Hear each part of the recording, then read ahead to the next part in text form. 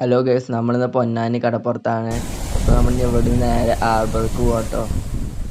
ഹാർബറിൽ നല്ല മീനുകളൊക്കെ വന്നിട്ട് നമുക്കത് കാണാൻ പോവാം. ഇപ്പോൾ കണ്ടില്ലേ ഗേസ്, അവിടെ ഹാർബറിൽ ചെറിയ തോണികളിൽ കുറേ ആൾക്കാർ മീൻ പിടിച്ചുകൊണ്ടിട്ടുണ്ട്.